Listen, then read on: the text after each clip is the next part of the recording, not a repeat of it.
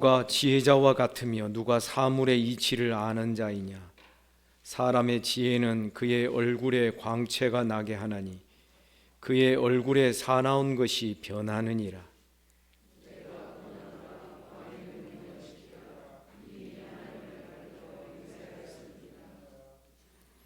왕 앞에서 물러가기를 급하게 하지 말며 악한 것을 일삼지 말라. 왕은 자기가 하고자 하는 것을 다 행함이니라.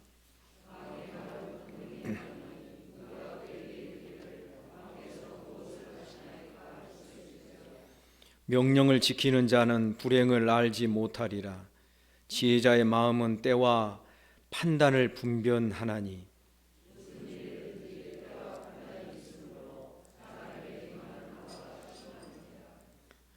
사람이 장래의 일을 알지 못하나니 장래의 일을 가르칠 자가 누구이랴.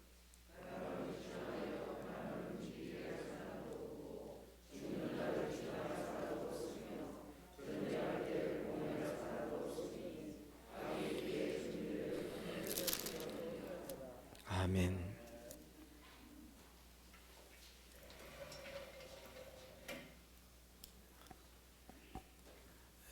1장 2절에서 12장 8절까지 전도서 전체가 한 덩어리로 헛되다는 내용으로 묶여 있다라는 것을 매 시간마다 여러분들에게 상기시켜 드리고 있습니다.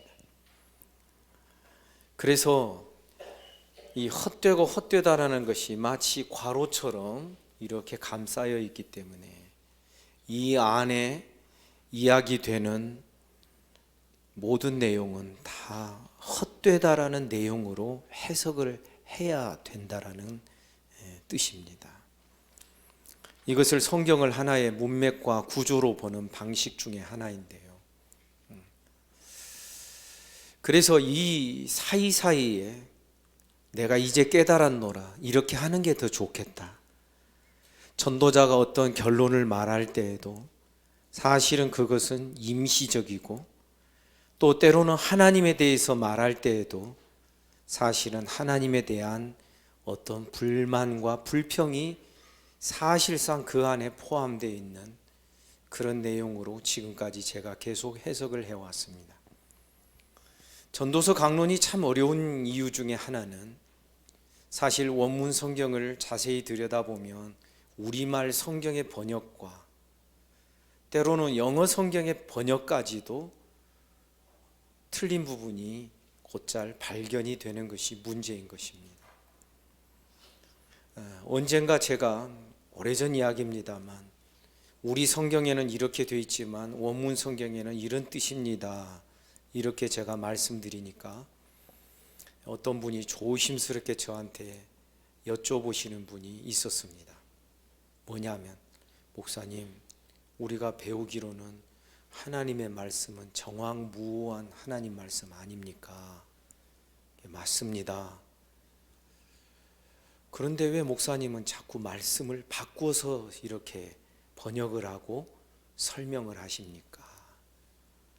그래서 제가 그렇게 여기실 수도 있겠구나. 그러면서 설명을 좀 해드렸습니다. 얼마나 이해가 되셨는지 모르지만 그 다음부터는 그런 질문을 안 하시는 거 보니까 이해가 되셨으리라고 생각을 합니다. 완전한 하나님의 말씀, 정확무오한 이 하나님의 말씀인 성경, 이 정확무오한 것은 사실은 원어입니다. 원문입니다.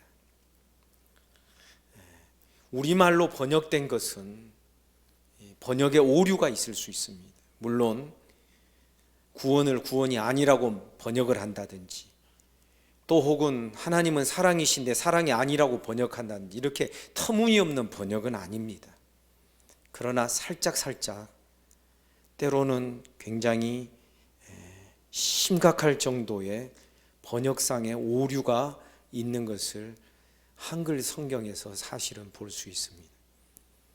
저와 같은 목회자 임무는 그것을 성도들에게 알려드리고 또 그 바른 번역과 바른 해석에서 그것에 기초하여 하나님의 말씀을 바르게 해석해 나아가는 이것을 보여드리는 것이 저의 임무라고 생각을 합니다. 그래서 참 어떤 때는 답답할 정도로 이전에 초년병 시절부터, 목사 초년병 시절 이전부터, 신학교 다닐 때부터 저는 원어에 관심을 많이 갖게 되고 하나님의 말씀을 원어로 읽어내는 그 기쁨이 어떤 것인지를 신학교 다닐 때부터 맛보기를 원했었습니다. 사실 이단에 대한 여러 가지 이야기들, 그들이 제시하는 해석도 가만히 보면 원어 성경만 조금만 들여다보고 있으면 그렇게 말할 수 없는 그런 내용들이 사실은 적지 않다라고 분명히 말씀드릴 수 있겠습니다. 전도서는 특히 어려운 내용들, 구약 성경에서 한 번 사용되는 단어들이 많이 등장을 합니다. 그리고 그 내용과 그 사상도 심오하고 일반적인 그런 내용과는 조금 달라 보이는 것들이 많습니다. 그렇기 때문에 번역에도 실수가 있는 경우들이 종종 있지요. 그런데 그때마다 제가 다 번역을 바로 잡아가면서 여러분들에게 말씀드리면 너무 복잡하고 여러분들도 나중에는 혼란스러울 것 같아서 여러분들에게 그런 과정을 건너뛰어서 바로 제가 해석하는 그 내용, 흐름, 문맥 이런 것들을 설명해 드리고 있다는 것을 변명처럼 먼저 말씀을 드리고 싶습니다. 전도자가 말하는 이 헛되고 헛된 이 세상 속에서 비록 물론 무신론적 입장에서 하나님이 없는 이 무신론적 입장에서 이 세상의 허무함을 노래하는 것은, 허무함을 깨닫는 것은 너무나도 당연하다라고 생각을 하는데, 문제는 하나님을 인정하는 유신론적 입장에서 하나님을 도입하여 이 세상의 여러 상황들을 분석하고 설명을 하고 추적해 나가는 그 과정에서도 전도자는 헛되고 헛된 것들을 말하고 있더라라는 것이 우리에게 커다란 충격이라고 제가 말씀을 드렸습니다. 우리는 하나님 믿으면 모든 게 다 해결된다고 생각하지 않습니까? 그런데 하나님을 도입하고 하나님이 때를 따라 아름답게 지으셨고 하나님이 형통한 날과 공고한 날을 우리 앞에 병행하여 두시고 평생토록 형통한 사람 없고 평생토록 공고한 사람 없고 오르막이 있으면 내리막이 있는 인생의 길을 사람들 앞에, 신앙인들 앞에서도 하나님이 그것을 펼쳐 놓으시고 그렇게 하여 인생의 시종을 사람으로 하여금 분별하지 못하도록, 측정하지 못하도록 온유와 겸손의 마음을 갖게 하시고 이러한 모든 내용들을 고백하면서도 그러나 전도자의 마음은 하나님을 향하여 하나님이 다스리시는 이 세상에 문제가 많네요. 자꾸 그것을 지금 들춰내고 있는 것입니다. 하나님은 선한 자를 포상하시고 악한 자를 벌하시는 것이 하나님의 큰 원칙 아닙니까? 그런데 하나님이 다스리시는 세상에 보니 악한 자가, 미련하고 우매한 자가 오히려 더 잘 되는 경우들이 있고 지혜자가 오히려 악인이 받는 심판과 그 벌과 형벌을 받는 경우도 있더이다. 하나님이 다스리는 세상에 이런 일이 있어서 되겠습니까? 그러면서 이 하나님을 도입하고 하나님이 다스리시는 세상을 분석해 들어가면서도 하나님 앞에서 쉽게 승복이 되지 않는 전도자의 불만스러운 마음들이 지금까지 계속해서 드러나고 있었던 것입니다. 그럼에도 불구하고 전도자는 사람이 짐승보다 나은 것은, 짐승은 먹고 살기 위한 존재지만 사람에게는 지혜가 있어서, 물론 우리가 일반적인 말로 짐승도 지혜가 있다 우리 이렇게 말하지만 지금 전도서에서 말하는 지혜의 개념은 하나님께서 사람에게 주신 특별히 생각하고 사고하고 판단하고 분석하고 어떠한 것을 측정하고 측량할 수 있는 이런 재능은 하나님이 하나님의 형상대로 사람을 지으실 때에 하나님의 속성의 일부분을 사람에게 은혜로 은사로 부여하신 사람만이 갖는 재능이라고 그렇게 말을 할 수가 있는 것이죠. 그래서 하나님이 주신 지혜로 하나님이 다스리시는 세상을 쭉 분석에 들어가는데 곳곳에 막히는 일들이 생겨나게 되는 것입니다. 하나님을 도입했으니 이제는 다 해결이 되겠다 했지만은 문제에 딱 이게 봉착하게 되니까 또 다음을 찾아보게 되고 여기서도 문제가 생기니까 또 다른 방법을 찾게 되고 이런 식으로 해서 계속 반복적으로 추적하고 찾아가는 과정이 이 전도서에 기록이 되어 있다는 것을 말씀드릴 수 있는 것입니다. 우리는 지난 시간 7장 후반부에 보면 26절 같은 경우 마음은 올무와 그물 같고 손은 포승 같은 여인 사망보다 더 쓰다는 사실을 내가 알아내었노라. 이런 말씀은 사실상 은유의 표현인데 결국은 무엇이냐면 사람이 지혜를 가지고 사는 것이 그 앞에 보면은 참 이게 참 그래도 좋다 이렇게 말을 하지만은 결국은 사람의 지혜도 자기의 마음에 묶여 있는 지혜구나 하는 사실을 마치 포승과 같이 마치 어떤 그물처럼 어떤 그 여인이 그 음녀 같은 여인이 확 그 철없는 사람을 이렇게 포박하고 그를 사로잡는 것처럼 사람의 지혜가 자기 마음에 묶여 있고 사람이 자기 꾀에 묶여 있는 갇혀 있는 그런 형국과 그런 모습을 우리에게 가르쳐 주는 것입니다. 29절도 7장 29절도 그것을 말합니다. 내가 깨달은 것은 오직 이것이라. 곧 하나님은 사람을 정직하게 지으셨으나 사람이 많은 꾀를 내었다. 굉장히 긍정적인 표현이라고 말할 수 있습니다. 그러나 이 말씀은 결국 무엇을 뜻하느냐 하면 결국 지혜자로 산다 할지라도 지혜가 있다고 하나 결국은 자기 꾀, 자기 생각의 범위를 넘어서지 못하는 그런 한계 상황에 봉착하는 우리 인생들이라는 것을 우리에게 보여주는 것입니다. 그래서 제가 지난 주일에 말씀드렸습니다. 조금 수련도 하고 학문도 하고 생각을 많이 한 사람은 조금 다른 사람보다는 조금 넓은 큰 우물을 판 사람이라고 우리가 말할 수 있을지 모르겠습니다.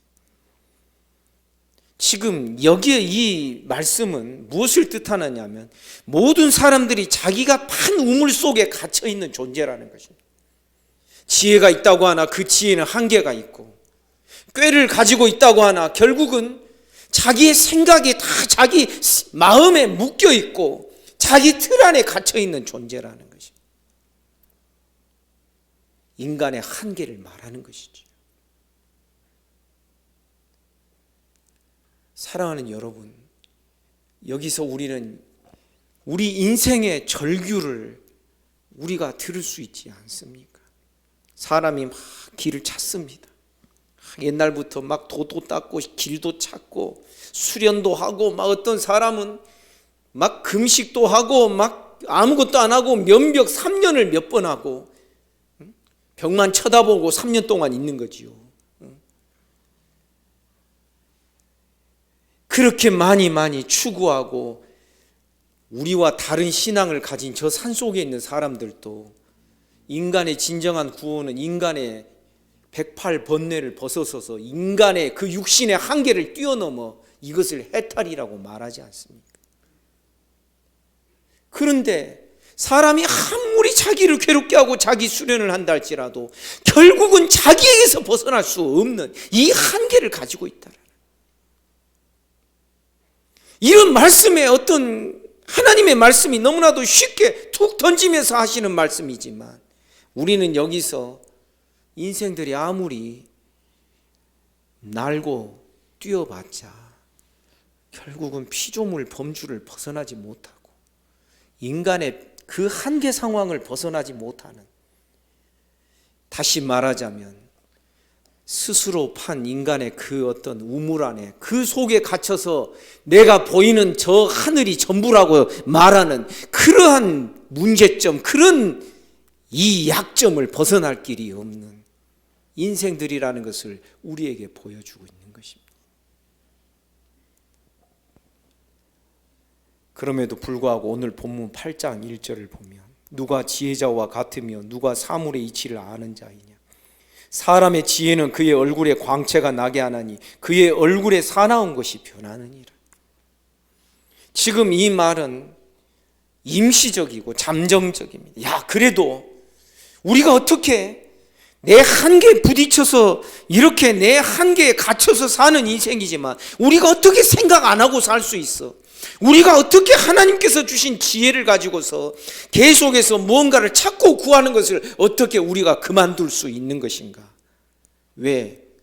무언가를 찾고 구하는 것은 하나님께서 사람에게 부여하신 하나의 숙제요, 과제요, 인간의 본성에 해당되는 거라는 것입니다. 전도서 3장에 보면 하나님이 때를 따라 아름답게 하셨고 그 시종을 공고한 날과 형통한 날을 교대로 두셔서 그 시종을 분간하지 못하게, 측량하지 못하게 하셨다. 그러면서 뭐라고 말씀하냐면 이는 사람으로 하여금 깨닫지 못하도록 합니다. 그 시종을 헤아려 분별하지 못하도록 하려 합니다. 쉽게 말하면 하나님께서 사람에게 영혼을 사모하는 마음 주셨습니다. 영혼에 대해서 영원한 것을 추구하고 찾는 이 갈증의 마음을 주셨습니다. 그래서 안 믿는 사람도 옛날부터 이 세계의 근본이 무엇이냐 자꾸만 질문하며 찾게 되어 있었습니다. 그런데 문제는 이런 갈증과 이런 추구를 하도록 우리 본성 속에 그 질문을 계속 던지도록은 해주셨는데 문제는 그거에 대한 해답을 사람이 찾지 못하게 하셨다라는 것. 그것을 하나님의 영역으로 가두어 버리시고, 그래서 사람은 하나님이 그냥 펼쳐가시는 대로 살아가는 꼭두각시에 불과한 존재가 아니냐, 이런 식으로 허무함을 말할 수밖에 없는 것입니다. 그런데도 전도자는 가만히 생각을 해봅니다. 뭐야? 마치 파스칼이 말하는 것처럼. 아, 파스칼인가요? 갑자기 또 나는 생각한다, 고로 나는 존재한다. 데카르트, 예, 맞습니다. 데카르트가 모든 것을 다 부정하고 의심합니다. 그래서 이 데카르트의 사고방식을 방법론적 회의론이라고 부릅니다. 이것도 없다고 하면 없을 수 있다는 것입니다. 나에게 외면하면 없는 겁니다. 있는 것이 아무런 나에게 의미가 없을 수 있습니다. 이것도 내가 생각하기 나름입니다. 그렇다면 저 우주 만물도 가만히 생각을 해보니까 내가 그거 안 쳐다보고 나 없다고 생각하고 내 삶에서 살아가며 내 삶에 열중하며 살면 저거는 나와 관계가 없는 거예요. 아주 데카르트가 나쁜 사고를 한 제일 첫 번째 사람이라고 그렇게 철학계에서 말을 합니다만, 물론 그 사람들은 긍정적으로 평가하지만, 그런데 이것저것 다 부정하고 보니까 그럼에도 불구하고 부정되지 않는 자기가 있습니다. 이 생각하고 있는 나, 이 느끼고 있는 나, 자기 자신은 도무지 없앨래야 없앨 수가 없습니다. 그래서 그 다음에 나오는 18세기 후반에 나오는 계몽주의의 그 사상이 결국 믿을 거는 부인할 수 없는 인간의 생각과 사고밖에 없다, 이런 식으로 해가지고 계몽주의는 사람의 사고와 사람의 이성적인 능력을 오직 유일한 기준, 유일한 잣대로 삼은 그런 사조가 이 지구상에 나타나게 되었던 것입니다.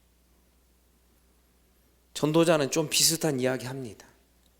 8장 1절에서 누가 지혜자 같으며 누가 사물의 이치를 아는 자이냐, 사람의 지혜는 그 얼굴에 광채가 나게 하나니 그의 얼굴에 사나운 것이 변하느니라. 지금 이 8장 1절의 말씀 한 구절만 띄어가지고 보면은 우리가 아멘하고 화답할 수 있는 내용입니다.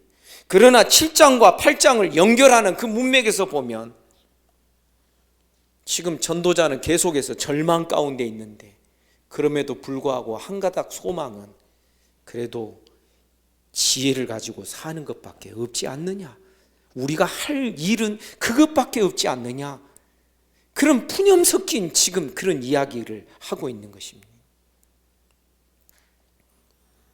왜 푸념이라고 제가 말을 하고 있는가요? 8장 2절부터 보면은 왕의 명령을 지켜라, 이미 하나님을 가리켜 맹세하였습니다. 왕 앞에서 물러가기를 급하게 하지 말며 악한 것을 일삼지 말라. 왕은 자기가 하고자 하는 것을 다 행함이니라. 왕의 말은 권능이 있나니 누가 그에게 이르기를 왕께서 무엇을 하시나이까 할 수 있으랴. 지금 왕의 권능 앞에서 우리가 할 수 있는 것이 아무것도 없다라고 말합니다. 여기에 왕은 하나님을 제3인칭으로 묘사하는 것입니다. 쉽게 말하면 지금 전도자는 하나님을 향하여 하나님 앞에서 함부로 하지 마라, 5장에 나옵니다. 하나님은 하늘에 계시고 너희는 땅에 있기 때문에 하나님 앞에서 함부로 말도 입술도 놀리지 말고 혀를 함부로 놀리지 말고 너의 발도 함부로 급하게 움직이지 말고, 말을 함부로 했다가 함부로 그것을 또 주워 담거나 그러지도 못하지 않느냐. 너는 하나님 앞에 잘 보이는 것밖에 더 있겠느냐. 그런 식의 푸념의 이야기를 전도서 5장에서 하고 있는 것이.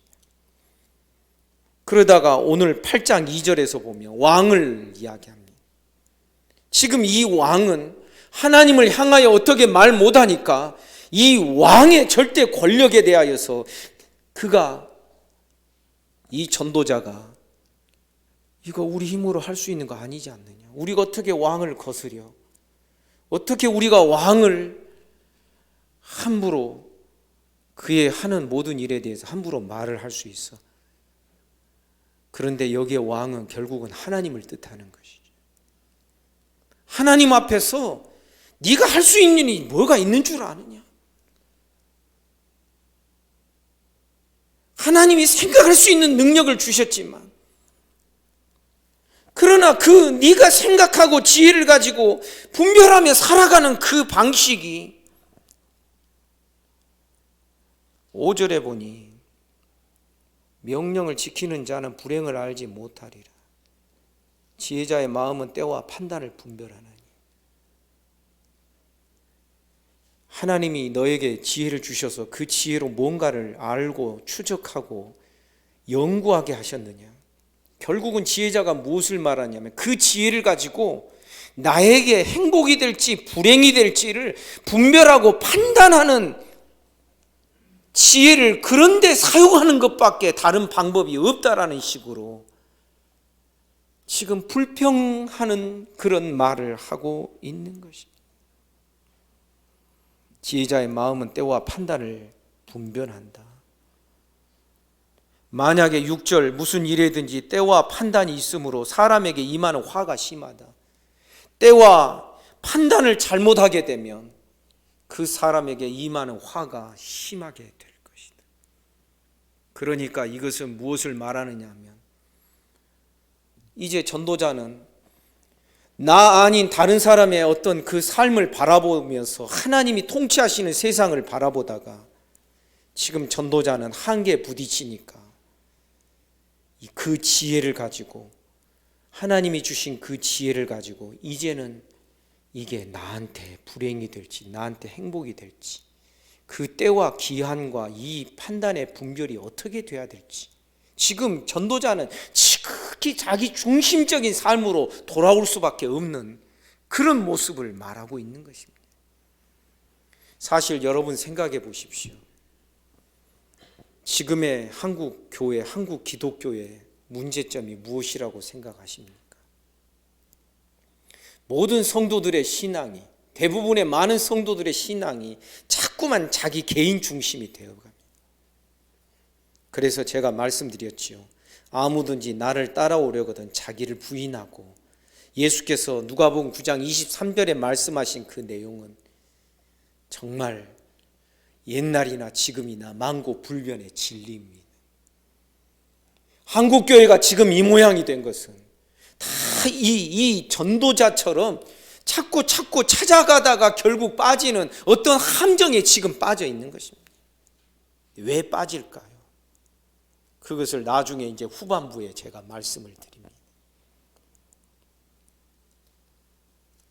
결국은 하나님께서 주신 지혜를 가지고 그 지혜를 사용하는 그 방법이 나에게 화가 될지, 나에게 복이 될지, 나에게 불행이 될지 행복이 될지,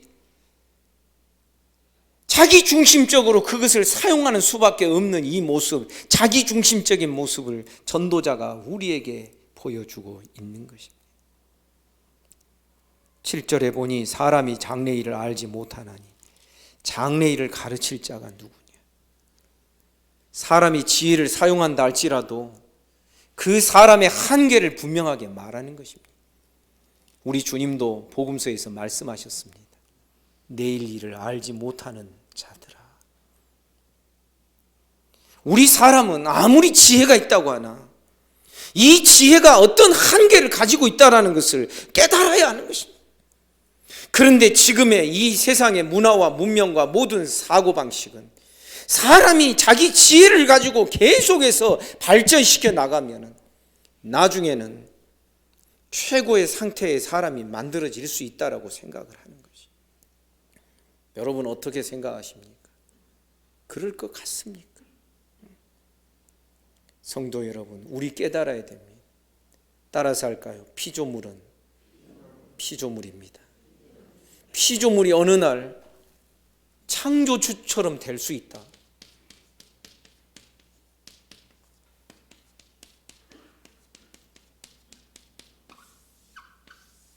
피조물이 창조주처럼 될 수 있다. 이게 마귀가 제시한 신기루였습니다. 사실이 아닙니다. 가짜고 거짓입니다. 그러나 네가 이것을 따먹으면 네가 하나님처럼 눈이 밝아져서 네가 하나님처럼 될 것이다. 여기에 홀라당 넘어가 버린 것입니다. 그런데 과연 이렇게 되었습니까? 아닙니다. 오히려 피조물보다도 더 못한 존재로 타락하게 된 것입니다. 허무한데 굴복했다 그럽니다. 허무에 굴복했다. 로마서 1장에 나오는 말씀. 하나님을 알되 하나님을 영화롭게도 하지 아니하고 하나님께 감사하지도 아니하고 하나님을 영화롭게 하는 것은 피조물의 본분입니다. 하나님의 영광을 노래하는 것이 우리 피조물에 마땅하게 행할 일인 것입니다. 그런데 하나님을 알되 하나님께 감사하지 않고 하나님을 영화롭게도 하지 않았다는 게 무슨 뜻입니까? 피조물이 창조주 하나님 수준이 되고자 했던 것입니다. 에덴 동산에 마귀의 그 유혹과 꾀임에 빠진 것입니다. 여러분, 타락은 종교적인 현상만이 아닙니다. 우리들의 삶 전체를 다 지배하고 있는 이 타락은 그런 의미를 가지고 있는 것입니다.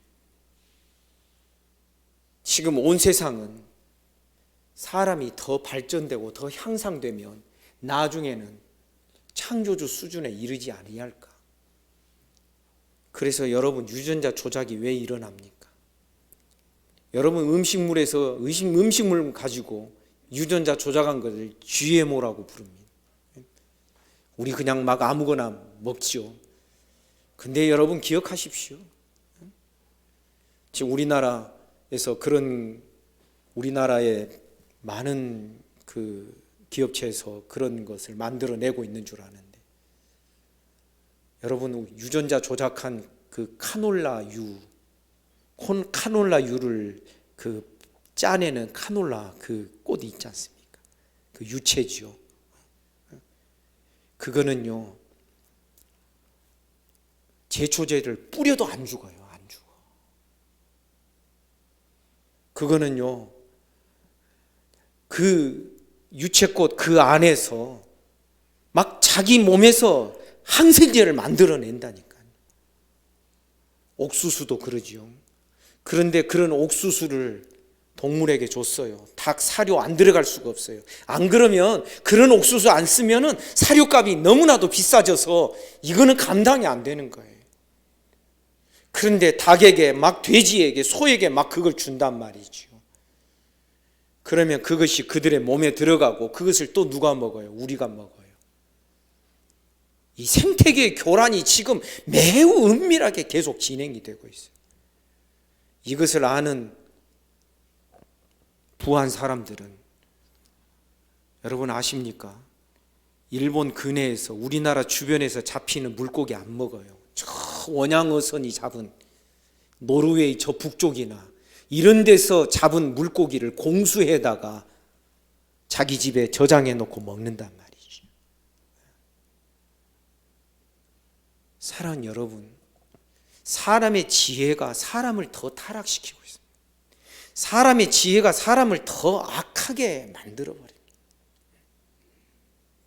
그래서 하나님처럼 되고자 했던 이 인생들의 그 모든 시도가 나중에는 어떻게 되냐면 피조물들을 하나님보다도 더 섬기게 되는 거예요. 나무를 섬기고 태양을 섬기고, 나무와 태양과 큰 돌멩이는 원래 창조 때 사람의 발 아래 두신 것입니다. 시편 8편에 보면 모든 우주 만물을 우리 인생이 무엇이간데 인자를 영화롭게 하시고 종기와 영화로 왕관을 씌워주시고 모든 것을 다스리게 하시고 사람을 영화롭게 지었는데 인간이 범죄함으로 말미암아 해와 달과 별들도 다 사람 발 아래 두신 거거든요. 그런데 사람이 범죄하고 나니까 어떻게 됩니까? 해와 달과 별들을 사람보다도 더 숭상하고 숭배하는 그것들을 다스려야 될 것이 우리의 본래 본분인데 오히려 죄를 짓게 되니까 오히려 그것을 신처럼 떠받드는 이러한 이상한 현상이 일어나는 이 세상이라고 성경은 우리에게 가르쳐주고 있지 않습니까? 사랑 여러분, 우리는 깨달아야 됩니다. 7절 말씀은 제가 볼 때 만고불변의 진리입니다. 사람이 장래일을 알지 못하나니 장래일을 가르칠 자가 누구냐? 우리 사람 자체로는 그렇습니다. 그러나 제가 다시 결론으로 넘어가서 12장으로 가서 보면 하나님은 말씀으로 우리에게 장래일을 가르쳐 주십니다. 여러분 믿습니까? 여러분, 그래서 우리가 알고 깨달아야 될 것은 하나님의 그 말씀이 아니면, 하나님의 그 계시의 말씀이 아니면 이 하나님의 영역을 우리가 알 수도 없고 깨달을 수도 없다라는 것입니다. 그러나 오직 주께서 그 말씀으로 우리에게 보이셨으니 아멘입니까? 지금 전도자는 계속해서 하나님을 인정하지만은 사람의 지혜와 사람의 이성적인 능력으로 여기서부터 하나님을 추적해가는 이 화살표를 사용하고 있습니다. 그러나 전도서 마지막 부분에 보면 무엇을 우리에게 가르쳐 줍니까? 오늘은 조금 일찍 끝날지 모르겠습니다. 전도서 12장 11절 다 같이 함께 읽습니다. 시작. 지혜자들의 말씀들은 찌르는 채찍들 같고 회중의 스승들의 말씀들은 잘 박힌 목 같으니 다 한 목자가 주신 바니라. 13절 다 같이 읽습니다. 이 일의 결국을 다 들었으니 하나님을 경외하고 그의 명령들을 지킬지어다. 이것이 모든 사람의 본분이니라. 지금 이것의 의미가 뭐냐면, 지금 구약교회 안에서 지혜자나 전도자나 스승들이 가르쳐주는 모든 것은 한 목자가 주신 것이다. 쉽게 말하면 교회가 가르치는 내용은 사람으로부터 출발한 이것을 가르치는 것이 아니라 하나님으로부터 우리에게로 내려주신 하나님의 계시의 말씀을 가르치는 것입니다. 여러분, 하나님을 인정하더라도 사람의 그 지혜와 사람의 경험으로 형성된 신과는 반드시 문제를 갖습니다. 하나님을 알되 우리는 하나님을 어떤 방식으로 알아야 되냐면 우리의 경험으로 알면 곤란합니다. 우리의 어떤 사고와 생각으로 알면 곤란합니다. 우리가 들은 풍월이라고 부르나요? 우리가 그냥 어렸을 때부터 교회 다녔으니까 계속 들어왔던 그러한 풍월로 하나님을 아는 자는 마침내 하나님께 도달을 못하는 것입니다. 이런 자는 어떤 함정에 빠집니까? 결국 이겁니다. 전도자가 말하는 헛되고 헛된 함정에 빠질 수밖에 없는 것입니다.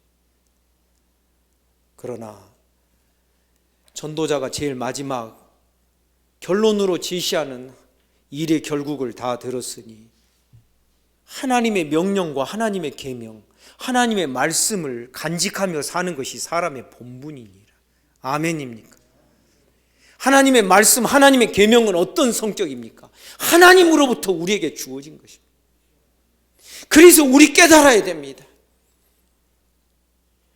우리가 어떤 생각을 하더라도 좀 어려운 표현이 되겠습니다만 꼭 기록해 두시면서 음미해 보시기를 바랍니다. 계시 의존적. 따라서 합시다. 계시 의존적. 자기 생각 의존하는 게 아닙니다. 자기의 경험을 의지하는 게 아닙니다.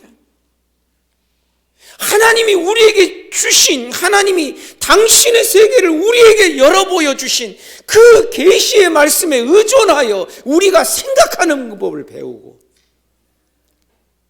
계시 의존적인 신앙과 그런 사고를 배울 수 있어야만 하는 것이 우리가 할 일이 되는 것입니다. 신앙생활 하더라도 여러분 말씀 따라 하지 아니하고 그냥 교회 봉사하고 어떤 일로 신앙을 배우는 사람, 이게 얼마나 큰 문제인지를 여러분 아시기를 바랍니다.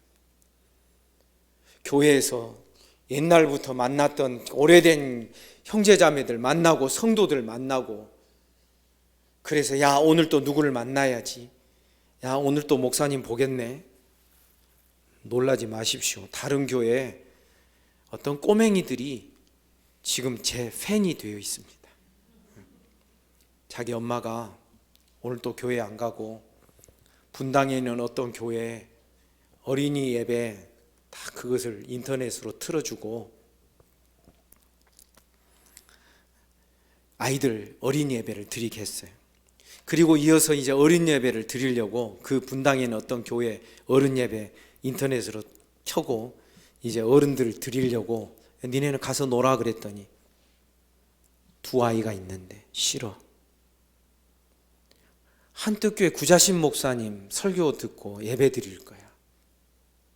거짓말 같지요? 믿거나 말거나. 제가 깜짝 놀랐습니다. 그 이야기를 전달 듣고. 농담 반 진담 반 아닙니다. 이건 사실입니다. 이건 완전한 팩트입니다. 이거는.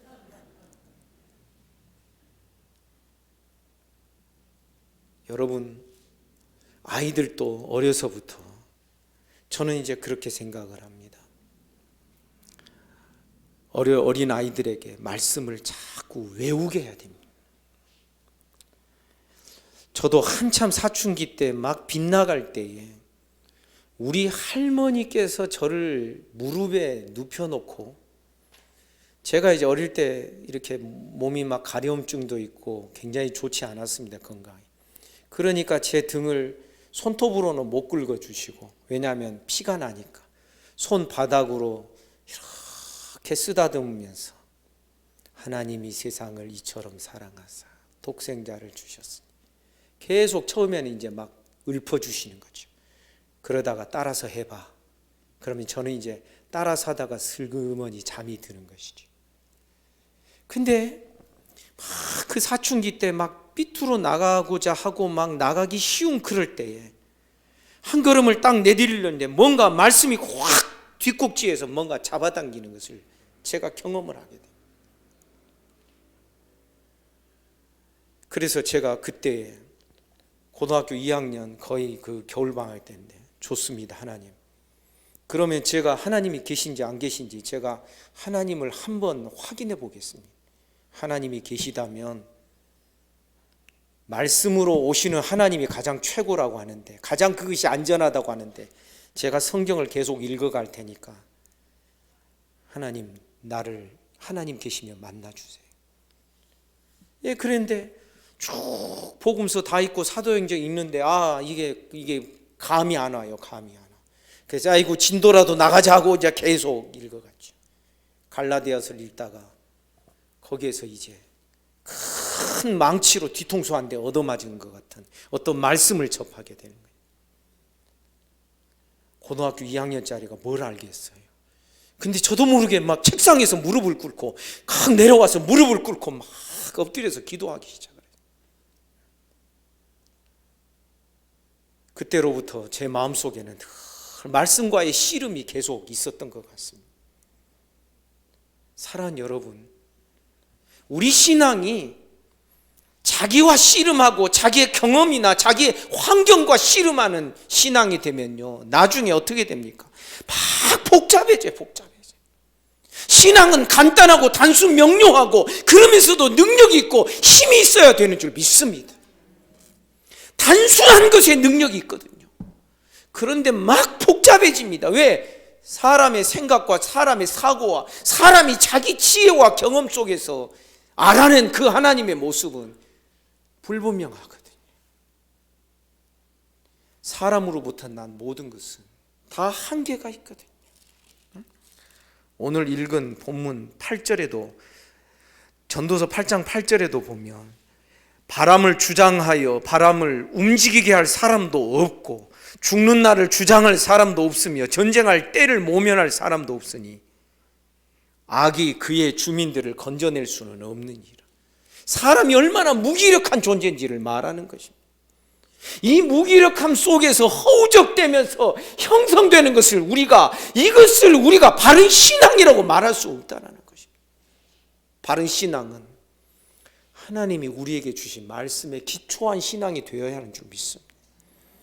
그래서 전도서 1장부터 12장 8절까지 해서 놀랍게도 전도자는 하나님의 사랑과 자비와 긍휼과 인애가 뭔지 아시죠? 인자가 뭔지 아시죠? 헤세드거든요. 하나님이 당신의 언약 백성에게 베푸시는 그 언약적인 사랑과 그 인자, 이런 이야기가 전도서 12장 8장까지 해서 하나님에 대한 묘사에서 하나도 나오지 않아요.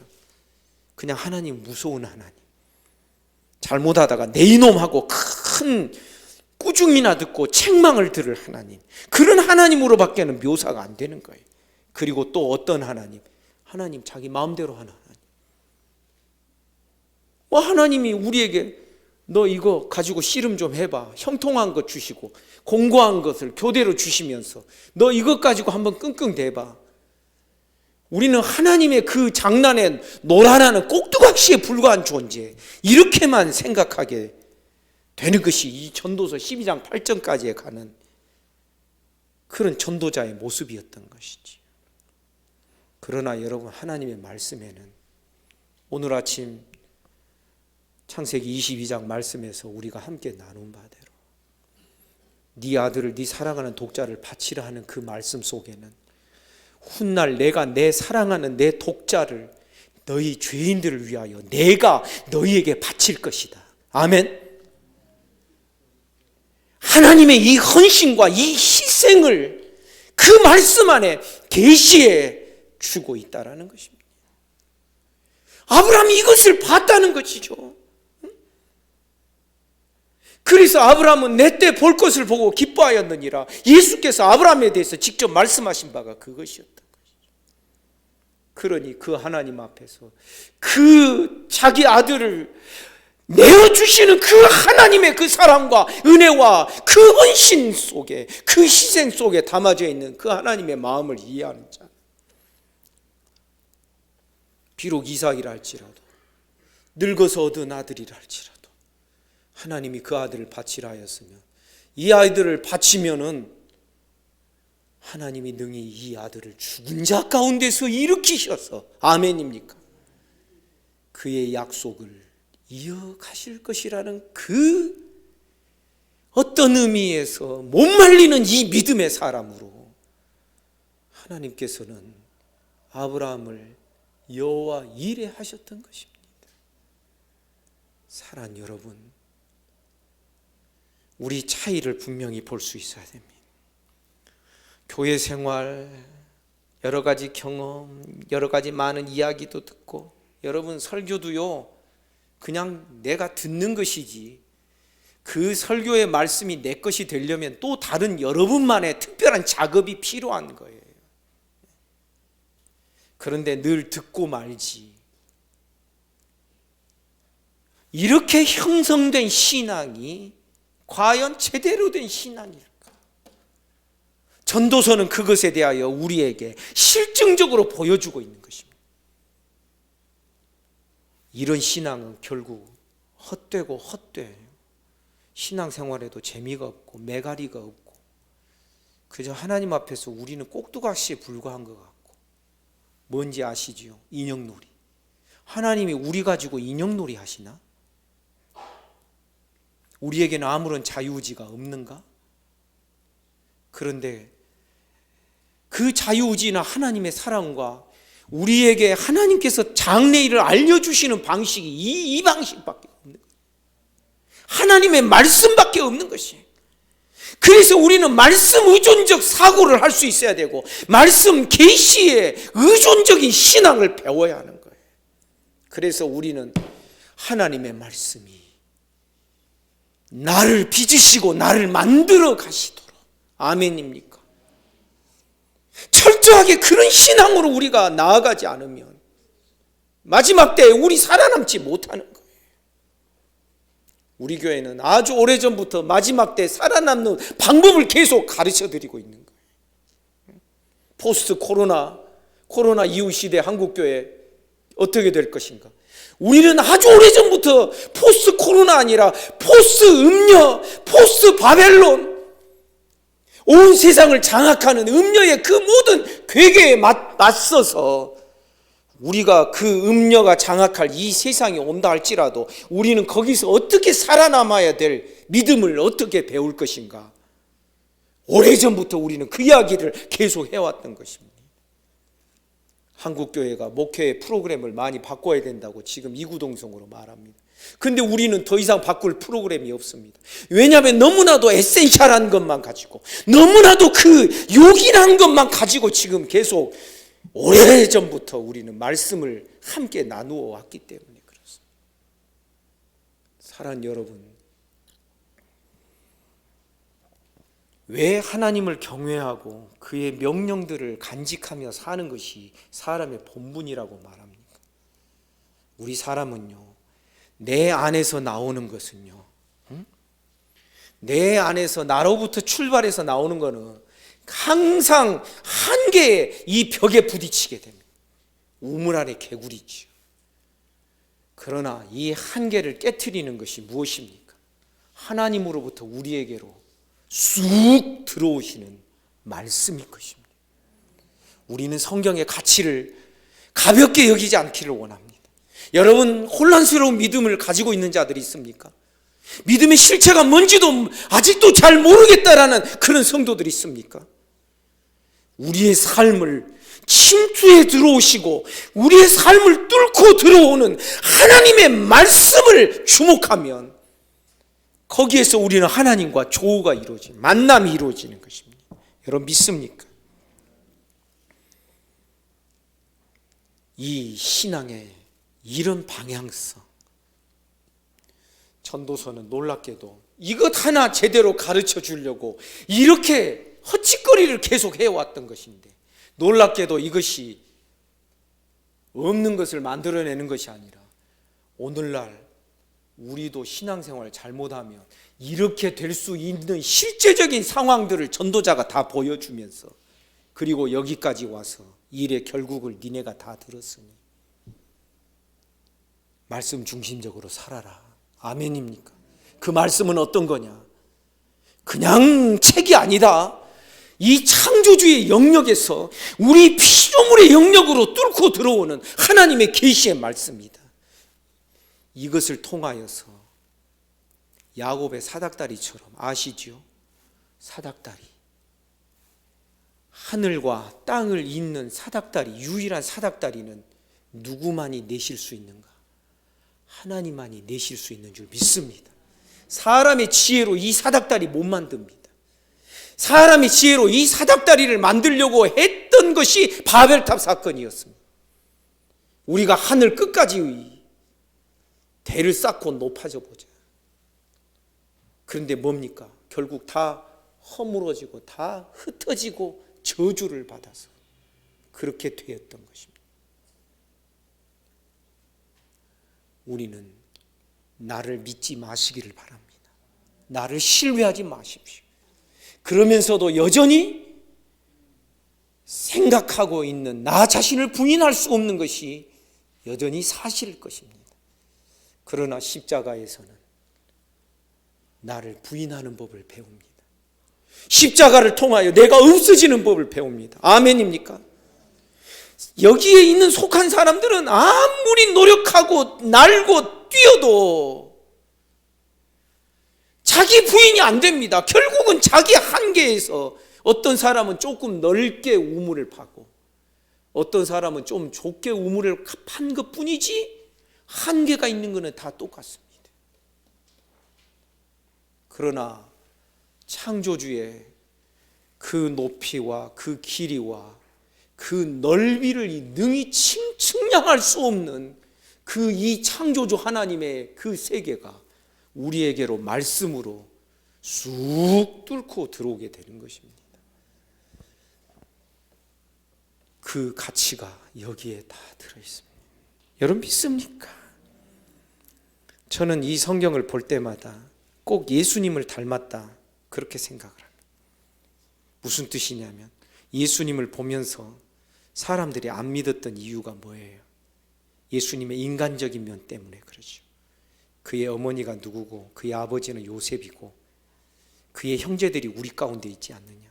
그래서 예수님이 가장 표적과 이적을 많이 행하셨던 그 고향, 그 지역에서는 예수님이 배척을 받으셔요. 예수를 못 믿는 이유가 예수님의 인간적인, 인성적인 면 때문입니다.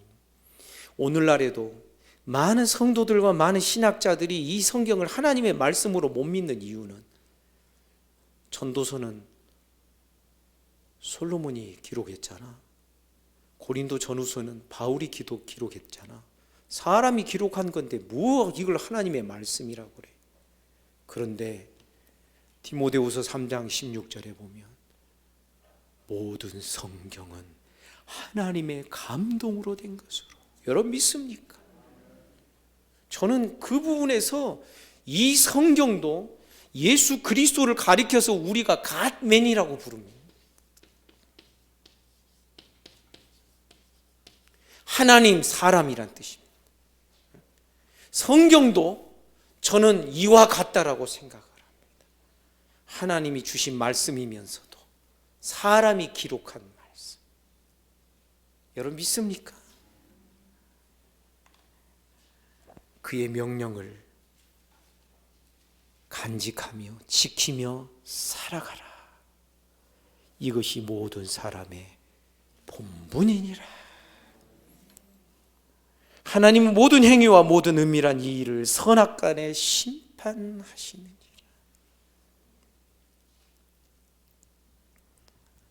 저는 앞으로 한국교회가 이전과는 설교를 대하는 태도가 달라져야 된다고 생각합니다. 설교에 대한 평가가 있을 수 없지만 설교에 대한 평가가 달라져야 된다고 생각한다는 겁니다. 이전에는 얼마나 재밌게 하느냐, 얼마나 감동적으로 하느냐. 여러분, 감동은요, 잘 만들어진 영화를 보면서도 감동이 있잖아요.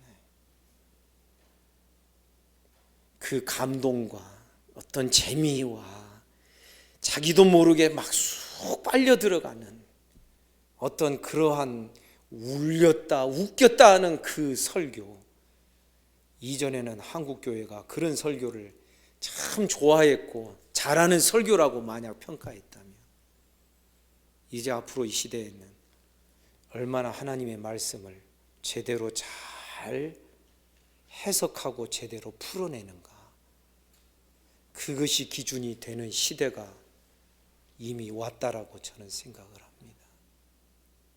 사랑하는 여러분, 제가 쉽게 말하는 것 같으나 하나님께서 때로는 목회자의 마음에 선지자의 마음도 주시는 것을 여러분 믿으시고, 앞으로 우리의 나아갈 길과 방향들을 하나님의 말씀으로 가늠하고 또 하나님의 말씀으로 방향을 잡아가는, 말씀으로 빚어지고 말씀으로 형성되는 우리의 신앙이 되기를 주님의 이름으로 축복합니다. 기도하겠습니다.